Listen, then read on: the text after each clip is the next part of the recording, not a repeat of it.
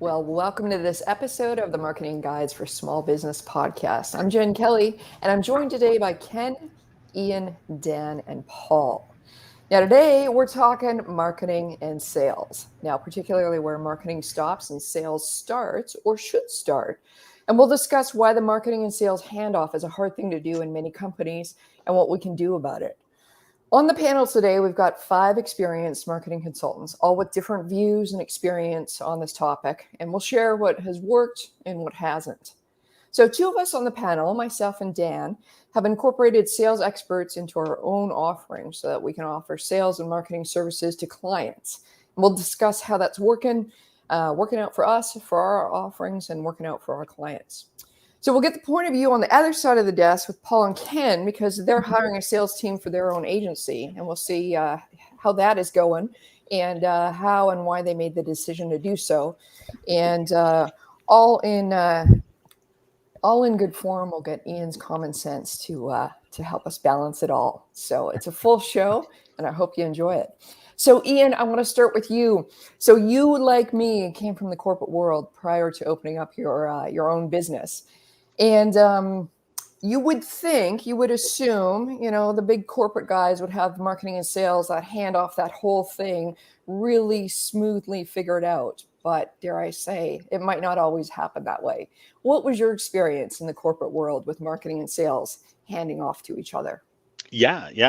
I think this is an awesome question, Jen. And it's kind of a funny question if you've been in the circumstance that you're asking me about. I think every business has a form of dysfunction when it comes to sales and marketing. It just, no matter what business, no matter what size. And just to give a little bit of background, so traditionally I was in marketing roles in the corporations I was in.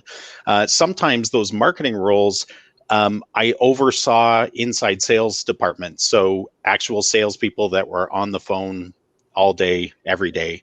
And so I got a pretty good grasp in those businesses of, some of the challenges, because in a purely marketing role, we were supporting the sales team. We were creating sales collateral, sales tools.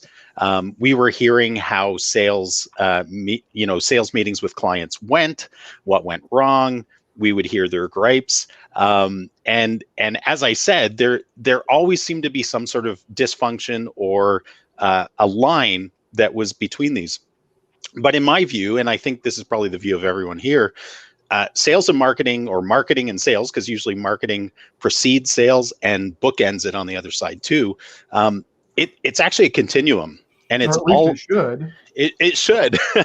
And it's all about the customer experience. It's actually not about sales. It's not about marketing. It's about coming to the forefront, understanding what the customer's needs are, and guiding them through that try, buy, repeat, and refer process. And sales and marketing fit really nicely in there. But my experience, I saw a lot of dysfunction in that. Because sales was on the hook very, very strongly. Their compensation was tied to closing those deals. And if they ever felt that marketing was not passing great leads, or the sales tools were not sufficient in, helping them close those deals, they were just under constant pressure, as was marketing, but for different reasons. The big guys don't get it right. What's that? The big guys don't get it right all the time. Yeah. And you're absolutely right. And I think siloing was the biggest challenge in big businesses and I think that they actually have a disadvantage because the lines are clearly drawn. You hire salespeople, you hire marketers, whereas in smaller businesses, usually it starts with the business owner. They are the sales and marketing person. Then they start to hire that out, but they understand that continuum a lot better. And I didn't even talk about customer service, but everybody should be selling. Like everybody's a salesperson. But yeah, hopefully that answers your question. Yeah, no, that's a good insight, because sometimes we often feel or often think that the big guys, if we haven't had experience in a big corporation, that they've got it all figured out with this, right? So, Dan, I wanted to hand it over to you with the question of where does marketing hand off to sales, or more importantly, where do you think it should hand off, and where do you see it actually kind of falling off the cliff sometimes with with more of our small business clients? Never. They should never hand it off, ever. I think the handoff is dead. I honestly do. And here's why. I think people, we have to get out of these silos of, thinking that, oh, well, we did our part and now it's going to go over to sales, and you know what's going to happen next. Things don't get done or sales don't get made. And then there's a bunch of finger pointing between marketing did this. Well, it's your fault, sales. You should have done that. The fact is that a lot of these departments just exist because we need the structure for them. But the reality is there's something bigger than that that needs to go on, which is the communication that goes above silos and goes above walls, that you have to have constant communication all the time. So a lot of times when people say the handoff, what they're referring to is a little bit of out of sight, out of mind. And that just can't work anymore. I mean, maybe it did at some point, but it definitely can't work now. Business moves way, way, way too fast so that you can't, just wall yourself off and say, well, this is marketing. We did our part. And now it's your turn, sales. You got to do your part. I don't know. Are we in 1980? But that doesn't work anymore. Like that just doesn't work. And it doesn't work here because the way that we do it is it's totally integrated in our every single week. I'll speak to this a little later on, but there's nothing I do that with our sales training person that isn't part of our entire methodology. We talk every single week. She knows exactly what I'm doing from a marketing standpoint, and I know everything that she wants to do from a sales standpoint, but the methodology has to line up.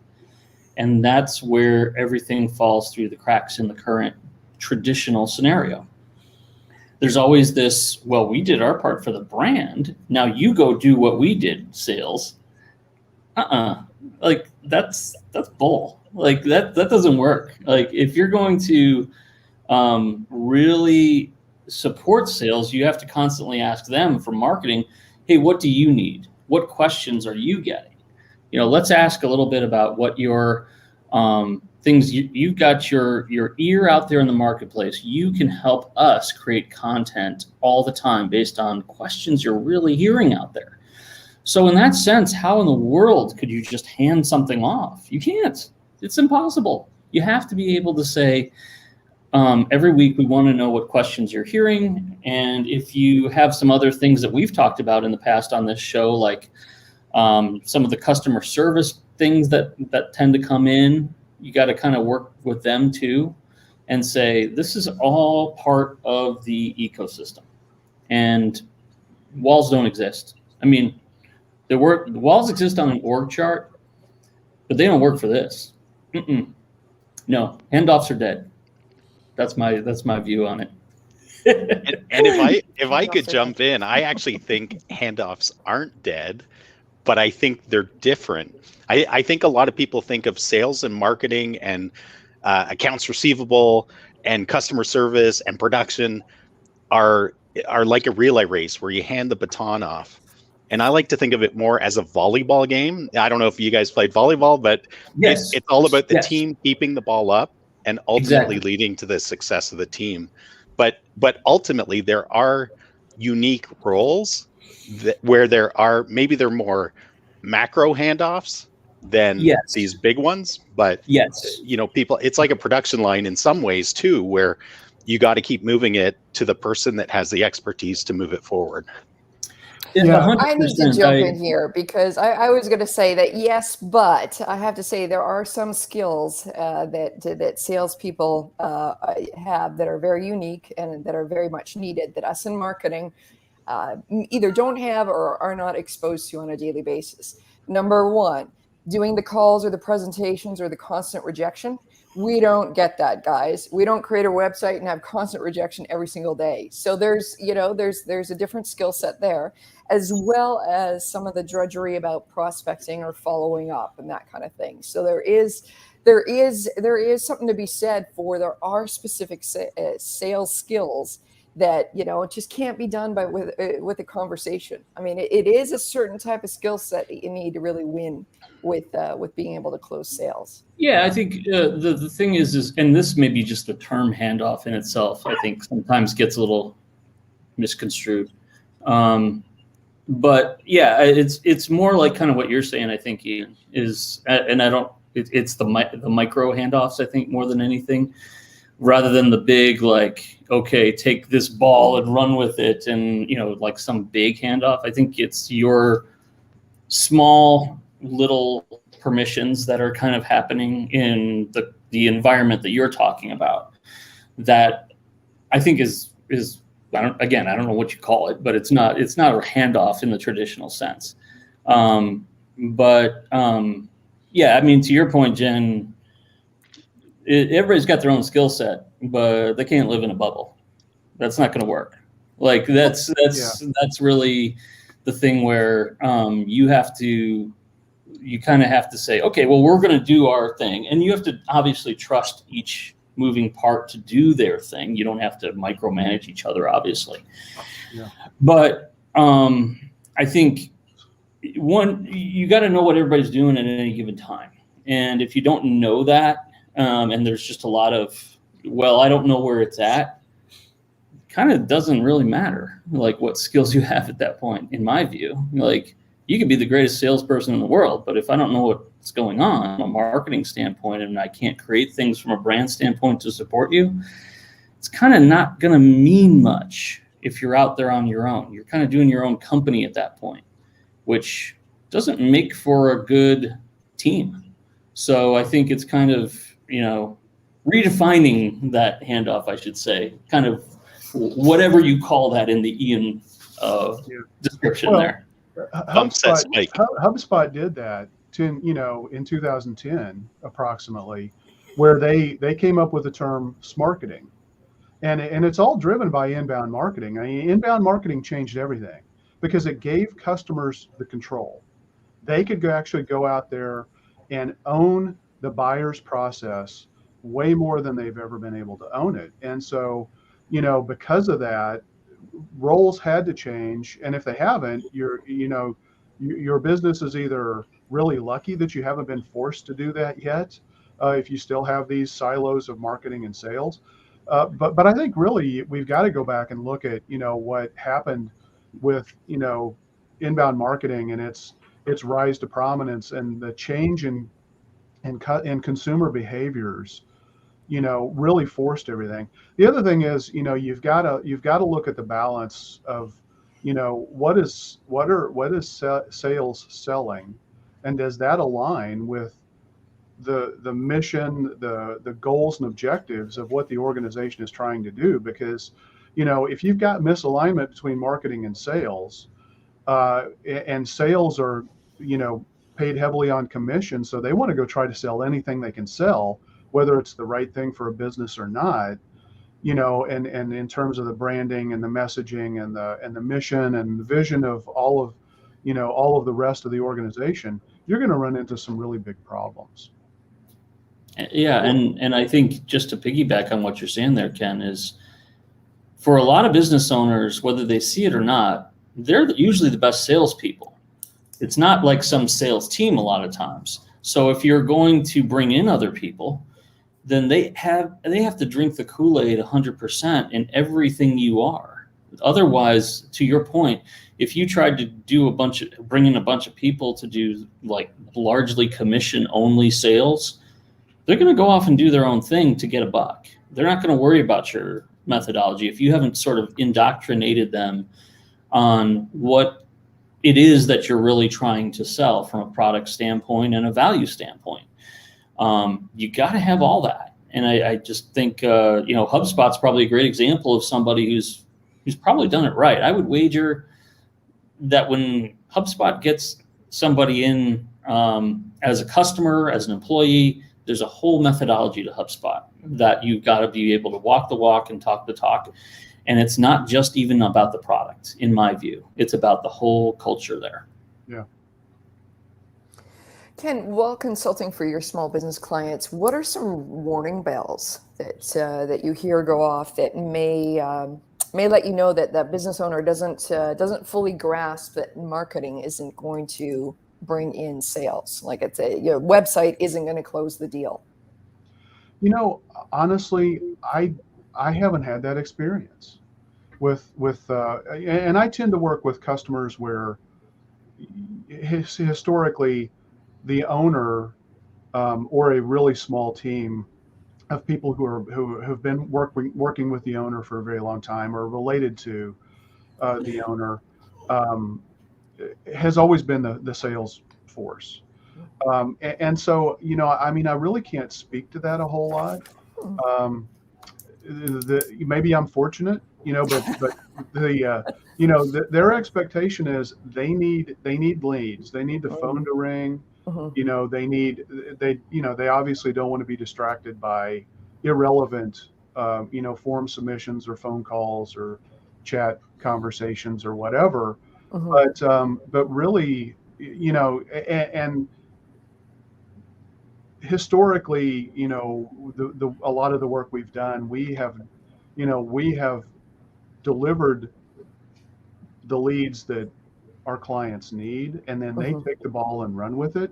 Yeah. And I think because we work with people who have always been very closely associated with or even started that business, they do a really good job of closing, you know, and you know they get the importance of follow through and you know and strong communications and things like that. So I honestly haven't seen any of those. You know, I mean, I will say,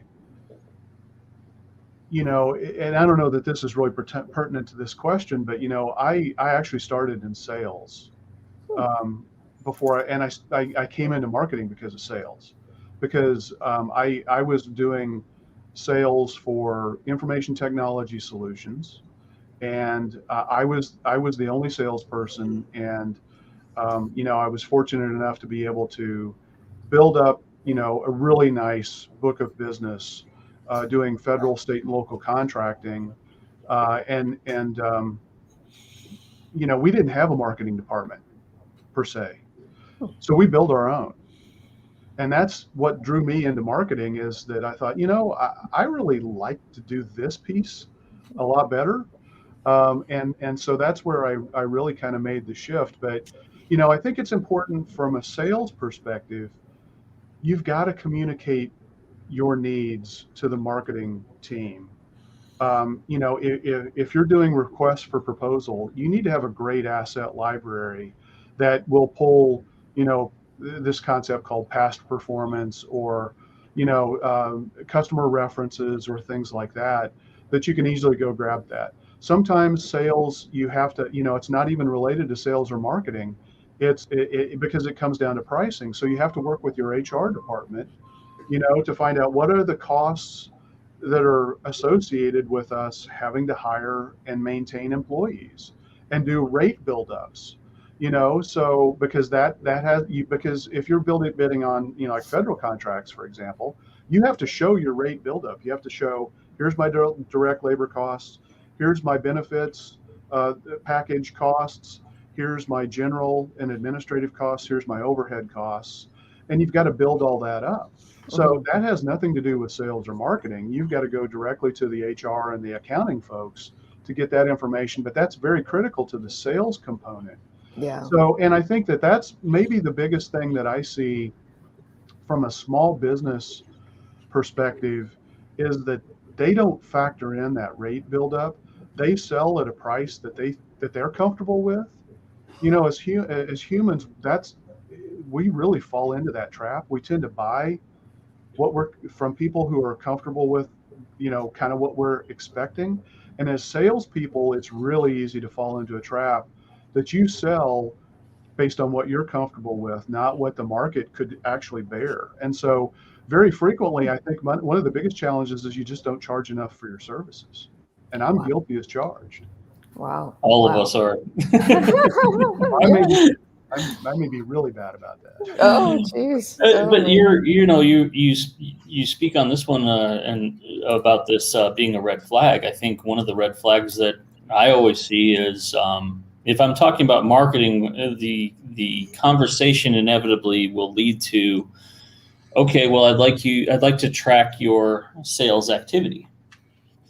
If you want to see a business owner shrivel up into a ball really fast, that's a good question to ask if they don't have their act together, because it's not hard.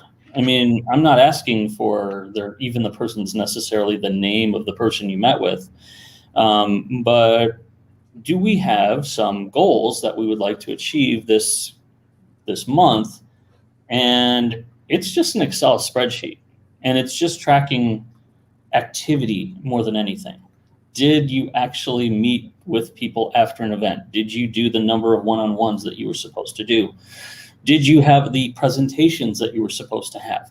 Why or why not? Where did that fall off? And all of that is a shared, let's see why that is together. Sometimes I will get the pushback of, oh, I know what I'm doing. I don't need to. These guys are good at what they do. They don't need to be tracked. Well, that's a bunch of baloney. I mean, like, no, you don't have the guts to track your own guys. That's pretty freaking pathetic. Like, track your guys. It's an Excel spreadsheet, damn it. Get in there and track them. And if they don't do it, don't like get in their face or something about it. Just say, hey, why did this thing not, we're looking for this. We didn't get this. Let's analyze this together. Marketing and sales. So if you can't track that, if you don't want to track that, then life must be good with marketing fairy dust where everything just works out and nothing gets tracked by sales. Because I don't know how that works. Because I'm not going to put up with it anymore. Like that's just something where I go, if you want to know what a red flag is, that's a red flag. That's a marketing will fix my life because everything else that I just don't want to deal with. And that's not a leader. That's not a leader. I don't care how many TED Talks they gave. I don't care how many books they've written. That ain't a leader. That's somebody who wants to run and hide. And that's the red flag. Wow. Well, and it's interesting what you're saying there too, Dan, in that you're actually, before I comment on this, one of the things we need to remember too is that even in small business, you have B2B, business to business sales, you have B2C, business to consumer sales, you have short sales processes, you have long sales processes, and they're all different and they all require different mixtures of the team, mixtures of how that team works together. But one of the things you said, Dan, I couldn't agree more, is talking about the sharing of data, because you have to remember we're talking about one customer, like a person or a team of people from a business, depending on the type of service or product you're selling. And all they care about is that they're treated like a person respectfully, that they're not sold to outright, that they're actually presented with a solution to the problem they have. But from the company side, from our side, or from our client side, they have to have some sort of data continuum so that when there are these transitions between, we'll call them transition stands, not handoff, transitions between team members, that there's data sharing, because your customer intelligence creates a better experience for your customer. And so we've all been on those calls where, especially with like a telecom or somebody like that, where you have to fix your address 800 times every single time you're on a call because their systems suck. And even though they say they're entering it, I hope but that's just kind of a pain point. But that's true in a lot of sales processes where when you transition between people, maybe it's a handoff to a technical expert to demo a software you're buying or something. If they don't understand what the previous person talked to you about and the information they gathered about your particular situation, just repeating that as a customer will soured the relationship. And so I think that's that data point that you brought up. I don't think you used that term, but to me, that's what I was hearing is so important, because as much as salespeople hate to put stuff into systems, I know I've seen it. It's who wants to do that? But how do you then communicate well amongst a team if the team doesn't understand the customer and their needs? Ian, you brought up something really interesting where, there are types of businesses that really don't need to have an external sales team. Restaurants is a perfect example. I mean, you don't want to ignore sales. Don't get me wrong. I'm not saying that at all, because, the people who are, providing you your food and all that, and at a certain level, I suppose, Would you like fries with that, sir? The wait staff, the wait staff absolutely has a role in that, but they don't need to do things to get people to come in. That really is marketing and advertising heavy.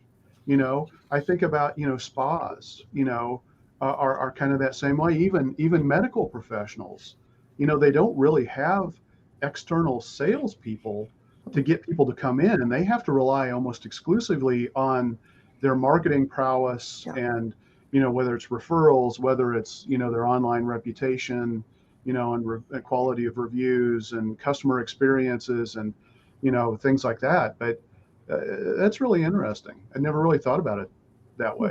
Yeah, and just to be slightly skewed from what you just said about medical professionals, one of the things I've seen with dentists is that when their team, even though they're not quote unquote salespeople, when their full team understands that the whole profitability of the business is to everybody's benefit, they might be compensated extra for upsells and stuff like that.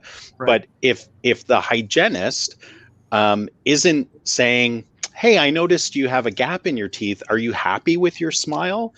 Did you know we have Invisalign? Or you have a really deep groove in your tooth. Are you interested in getting your tooth sealed?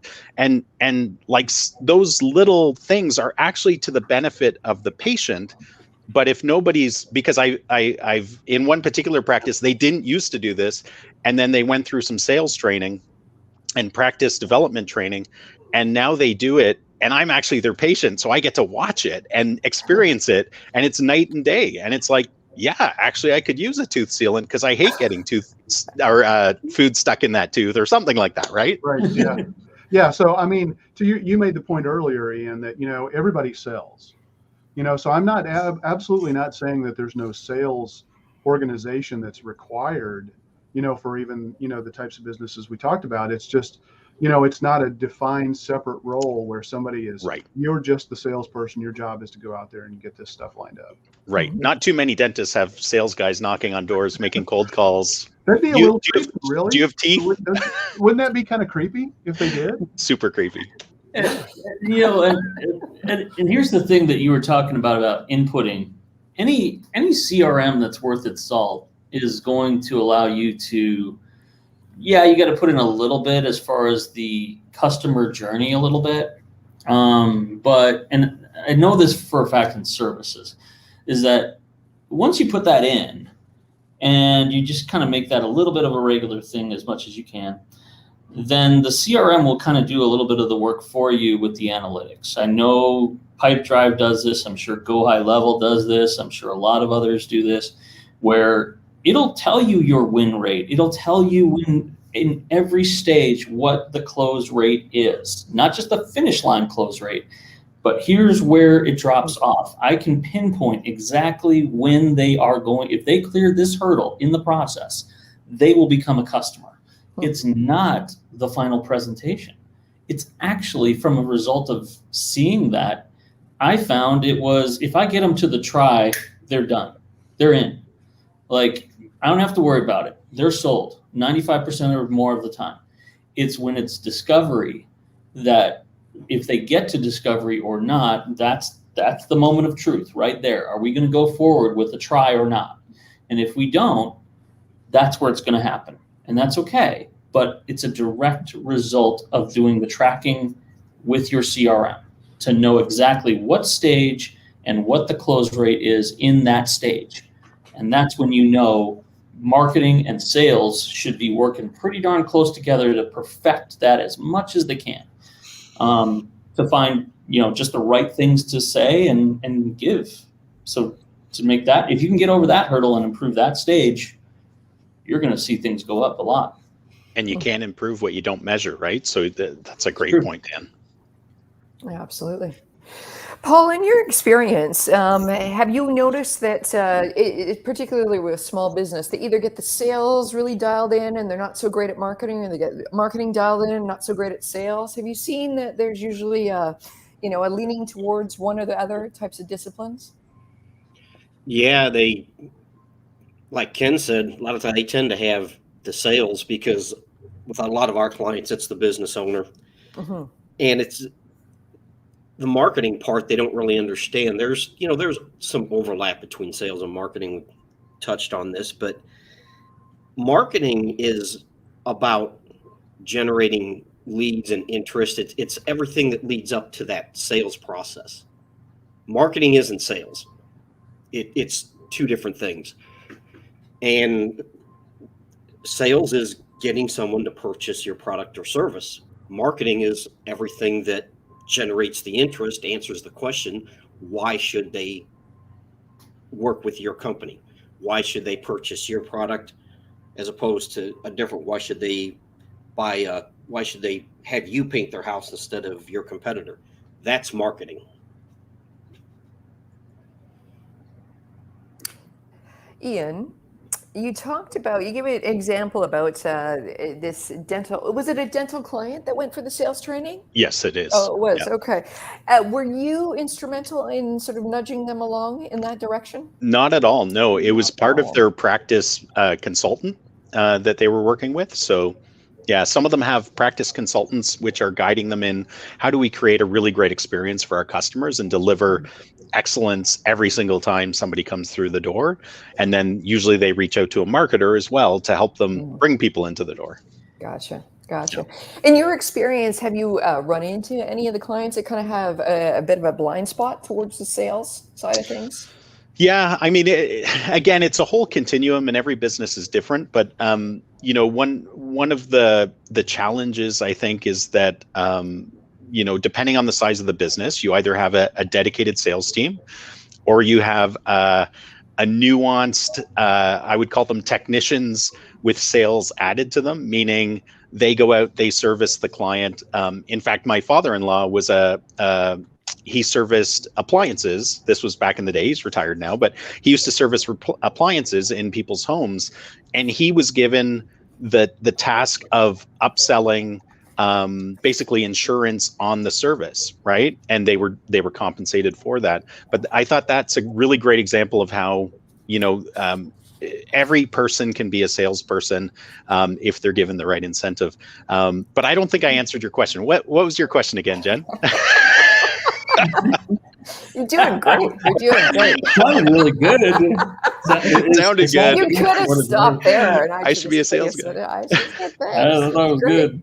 That's great. Sounds great. Nice smile too. Yeah. The thing I think that's really important to remember is that, and again, it's different in every business. You have to understand your business. You have to it's helpful to have a marketing consultant come in and be able to help a business navigate through this process. But usually there's a very, clear in a lot of businesses. So clear handoff. I'll use the handoff or set or bump or spike to the sales guys, meaning, in this particular circumstance, I'm working with a carpet cleaning company. The task that we've been given, the business owner said, I need you to bring in 5 times the value of my ad spend in leads, qualified leads. And so they were able to give us some data related to that. But the way we do that is through know, like, trust, try. There's probably a try in there. Mm-hmm. And then that buy is the handoff to the sales team, the closers, the guys that are on the phone for carpet cleaning. But we have a very clear, this is what our role is as your marketing partner, and this is where the handoff is. And the reason we're super clear on that is because we need to understand how are we going to be successful in supporting you, client A? Because the only way we'll have a long-term relationship and make you ultimately successful is if we can measure and if we can succeed in that measurement. And so that handoff is key. But sometimes in other businesses that know, like, trust, try by, the sales are in different spots. The sales team would be brought in at different spots, and sometimes it's then handing it back. Like for a long sale, say you're selling something that takes 2 years for the company to decide on. Like, I've been in businesses like that. You're selling a very expensive IT solution or something like that, and so you're planting the seed. The salesperson usually gets brought in for a discovery call, but then it's ultimately, how do you both nurture that customer or that prospect through marketing and through the salesperson making touch points throughout that marketing is actually, opening the door and saying, customer, here's a white paper. And if they open the white paper, it's a cue for the salesperson to go, oh, they open the white paper. Hey, did you find that white paper interesting? And can I answer any questions, and being of service to them? Absolutely. Yeah. I was going to ask you a little bit more about like just even in the dental clinic. So it feels like there would be an oscillation between marketing and sales. So it brings the lead in. Okay, we get the appointment. Now the person is showing up. It's really going to have an effect on their, let's call it, enjoyment of their visit. Is the receptionist pleasant to them? Are they seen on time? Is the hygienist, does he or she explain everything? What's the actual dental visit like? When it comes time to pay, are you just like a number, or are they, taking care of you? So, sales gets them in the door, but, marketing can drop the ball there too, if the whole experience in that kind of situation is just not Absolutely. great. Yeah. And then after the buy, like in that circumstance, that would be the buy. You come in, you get your dental treatment done. You have a great experience, hopefully. But part of the role that I see marketing as well is that repeat and refer. So how do you ensure you have patient or client retention? Having that follow-up email or text go out that says, how was your experience today, Mr. Smith? And whatever they come back with, the team has to be ready to respond in positive or negative, or, be able to help them. But then also, it's usually marketing's role to help the practice create a referral program so that your sales team of thousands of patients are out there telling their friends actively and family and colleagues about how great their experience is, whether it's on social media, whether it's giving them a coupon for $50 off their first treatment or cleaning or something like that then continues to generate this snowball effect. Yeah, exactly. Yeah. Great. Thank you. There's one thing here I want to just add, because I think we kind of danced around it a little bit, but everything we do in this process of marketing and sales, there's going to be proof points where they're going to ask us questions about certain things that come up all the time. And I'll just use our own industry as an example. You'll see common patterns about what they ask you about in order to move forward. And you better have the things that they are looking for right then and there, like not in a week. And I'll give you an example. Like, there's many times where I have been asked, oh, do you have any samples of your work? Well, I better not be like, like, no, that's pretty bad. I better be able to go on somewhere where I have a repository of those samples, and I can just kick them right out within an hour. If I don't have that, I better get my ass in gear and get that thing up, because it's going to happen again. If it's, I need references. Okay, go on LinkedIn and see like 45 people who have recommended me, or here's a PDF. Like, but just be ready. Like, be ready. Don't be like, oh yeah, I gotta get this in. Who do I know? You better have that ready. If it's a proposal, the biggest waste of time is putting together a proposal. Put a damn template together. Get it ready. Change out the names. You do the same products, the same set of products probably. Change it out. It's okay. You can do a little bit of customization.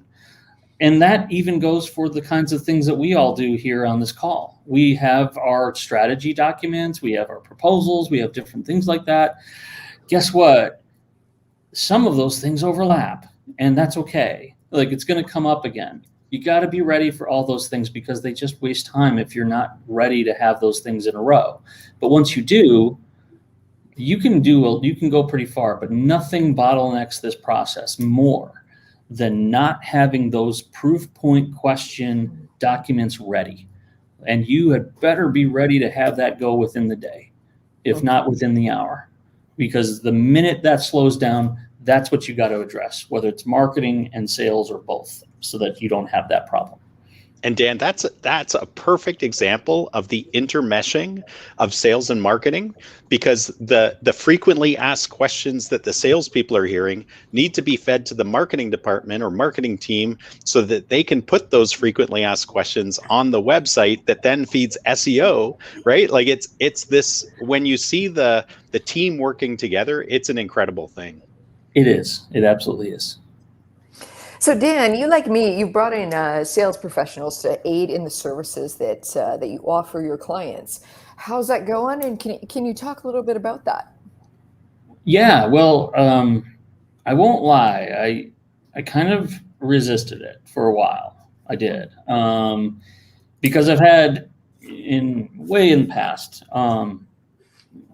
We tried to do something in another business I had where we did it the wrong way. I mean, we all in that business know it. It's we did a commission only kind of thing, and we thought it was really good. And there's 6 or 7 people, and they're all going to go out and sell our stuff, and woo, let it rain, baby. No, it did not happen that way. And I think part of the problem is that they just didn't buy into everything we were about, and they couldn't sell it as well as we could. I mean, that's the fact of the matter, is they just couldn't sell as well, because they didn't know the methodology, and they didn't know where we began. They couldn't speak to our positioning. They couldn't speak to our point of difference. All they could do was to say, hey, do you have this problem? Well, we've got this product. Okay, yeah, you're kind of leaving out, like, I don't know, 90% of the story right there. Like, because that's just a product sell at that point. You're leaving out the brand.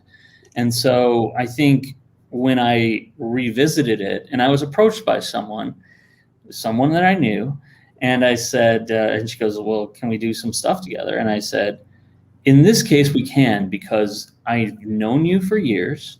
I know that you know the methodology that we have been indoctrinated with. She's a fellow duct tape marketing consultant.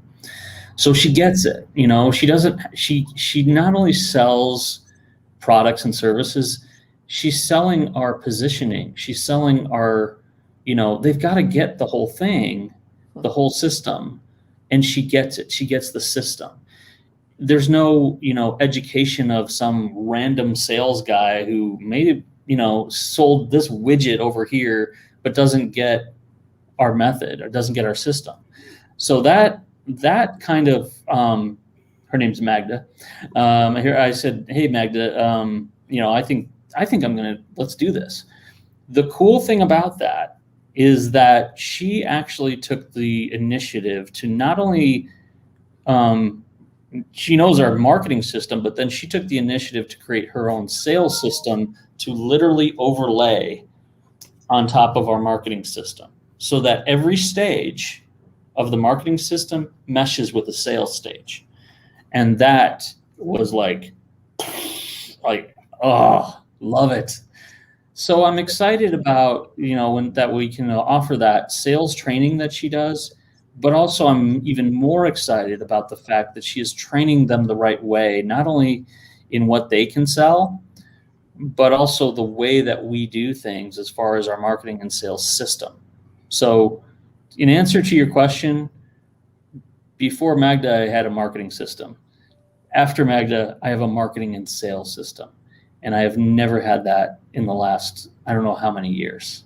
And it's beautiful. And the most important thing is I don't have to do the work of sales training, because I may know how to do that, but you'd have to put me in front of a boiling pot of lava to get me to do a sales training thing in front of somebody. It's something I know how to do, but I should not be doing, because I got other things to do. And she how do does you it really well. feel about that, Dan? Yeah, well, nobody should be doing anything that they can do, and I can do that, but it's not the best thing I can do. And she excels in it, and that's the best part of it. Is she has a passion for it, she's good at it, and she wants to push us to be better as a system. Mm. You can count the number of salespeople who do that on one hand. And I think that's good for us as a sales thing, but it's also good for our clients to understand, to an earlier question, they understand after they talk to her what the difference is between marketing and sales. And she's good at it. Mm. Beautiful, beautiful. Ken, I want to get your perspective. So I understand that you guys have hired a sales team to bring in deals for your own business. Could you walk us through how you decided on the team to do that? What made you think you should go in this direction? Just share a little bit about your journey on that. Yeah, well, I've actually done it a couple of different times and used a couple of different companies. The first time I did it was just trying to find a way to generate a little bit more activity. I'm really comfortable doing inbound marketing. Sometimes inbound marketing generates all the leads that you'll ever need. Sometimes you need to give it a kick in the butt. And so I wanted to try to take things to the next level. So I hired a company to call from a list that, we had kind of pulled together of, targeted prospects. It didn't go so well. Mm. But I was impressed with the way the company operated. It just, it just turned out to be really frustrating. I spoke at a national conference. I was a keynote speaker, and then I did a 2-hour workshop. And, the people who attended that knew me very well because I'd also done a lot of education, for that particular association. And so I didn't have the bandwidth to follow up with 1,000 people. So I needed to hire somebody to do some of that basic blocking and tackling, to call in, see what people had the interest. Would they be interested in having a conversation with me? In that case, I'm still the salesperson, but they're doing a lot of the outbound calling and warming up process for me to deliver, qualified, meetings, to where we can have a conversation to see if we're a good fit. That worked really well. Then COVID hit and things kind of slowed down. But so now since then, I've got a new program in place I'm really excited about. Too early to specify any results. But I also currently have a company because I want to diversify the types of businesses that we have. And we've talked about this in past shows about the difference between a client and a customer. And, clients require, in our business, clients require custom work, and it's hard. And you can only legitimately effectively service a certain number of those people or a certain number of those clients before you start to hit a wall. But because of COVID, I created more productized offerings of great things that we do that took our intellectual property and our knowledge and kind of baked it in and created packages for businesses that just were hammered with COVID. And so I've hired, and so Dan mentioned it earlier. I mean, it's more of a product sale. So I've got a company right now calling, on behalf of that aspect of my business to, and they're actually closing some deals. They're doing the whole thing. Now, the biggest challenge is, and this goes, again, from a sales perspective, the salespeople need to have a deep understanding of what the business wants to sell. Absolutely, fundamentally, because if you don't communicate that and you don't reach agreement upon that, they're going to deliver. Oh, somebody wants to do this e-commerce system. Okay, great. We don't really do a lot with e-commerce. We can do it, as Dan was talking about. We have done it, but that's not the business I want. I want people who need SEO and an integrated digital marketing solution, outsourced marketing solution, or I want somebody who needs a lead generation system. Like, I got to have people coming in the door to get my restaurant started back up again. Okay, a text message marketing system where we've already got all of our knowledge and expertise baked into that. It's perfect. So, but I don't want to go do custom social media posts for an industry I know nothing about. That takes a lot of work, and it's 3 times as expensive, and the profit margin gets sucked out of it. But if I can go to work where I've already got a repository of things that I know work really well, and I can resell that over and over and over again. And the beauty of solutions is, and this is really critical, is you're going to make a lot more money in your business if you can find a way to create a solution and sell it over and over and over again, and get really good at selling that and delivering that over and over and over again. Profitability goes way up, your cost of implementation goes way down, customer satisfaction remains high, and so it's a real challenge to explain all of that and get the right sales force in place. And I struggle with it. I mean, the outsourced solution we're using right now, I'm still disappointed, but I still have hope. But you got to try. Yeah. You've got to the beauty of what we do, I mean, is your goal is you should be able to build up enough cash flow to where you can afford to do some small experiments and see what's going to work and be able to take your business to the next level. Sometimes you have to try things to figure out and learn from your failures. Learning from your failures is the most important thing for any business owner.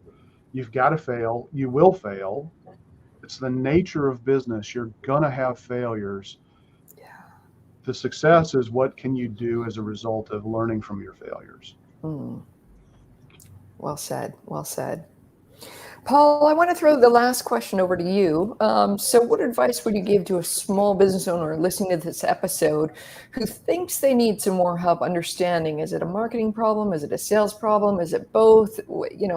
How can they figure that out in their business? What are a couple of things they should look for, and a couple of next steps they could take?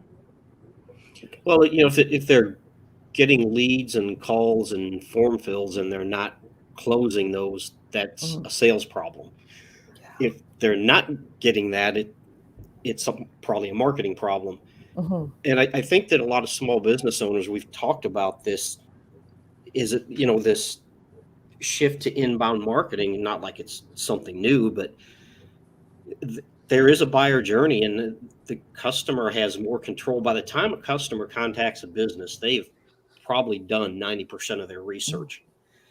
And so from a small business, from a marketing perspective, you have to get in front of them during the different stages of that buyer's journey. And that a lot of small businesses, I think, don't really understand how important that is. Maybe they do, but that's where you have to start, especially if you have, like I said, you have an issue where you're not getting calls or form fills, then you have an awareness problem, and that's where marketing can help. If you are getting calls and form fills and people aren't buying, then you don't necessarily have a marketing problem. You have a sales problem or some kind of internal problem that needs to be addressed. Or you're trying to sell something that people just don't want. True. Yeah. I mean, just because you can make it doesn't mean people are going to buy it. Oh, that's heartbreaking, isn't it? It is. It's one of those things that, it's kind of like the stuff that we do, though. It's I don't know, maybe it's easier for us because we create things all the time. But I think you kind of have this iterative, I can't say that word. Iterative. Yes. You know what I mean? The thing where you're constantly, that it's never like, voila, here's the curtain and it's perfect and we never have to change it. It's always changing. I mean, you got to just be like, okay, well, I'm going to just rapid fire prototype this thing. I'm going to put it out in the world. Just before this call, we were talking about a service offering I put together. I don't know if it's going to be good or not. I mean, I could put it out there and maybe like 2 people like it. But you know what? If I get some feedback and they go, yeah, you know what would be really good is if you added this. Okay, then by the end of the day, I'm going to put it on. Like, I mean, that's just the way that I think this stuff works well. And Or if the you can more of sell us it that can do for that. $100,000. What's that? What's that? Or if you can sell it for $100,000, you only need 2 Oh, that people, too. right? Oh, that would be nice. That works. That works well. Well, great. Guys, thanks for joining me today in our conversation about marketing and sales. It's probably a good place to wrap up. So thanks for listening, and we'll see you again next week.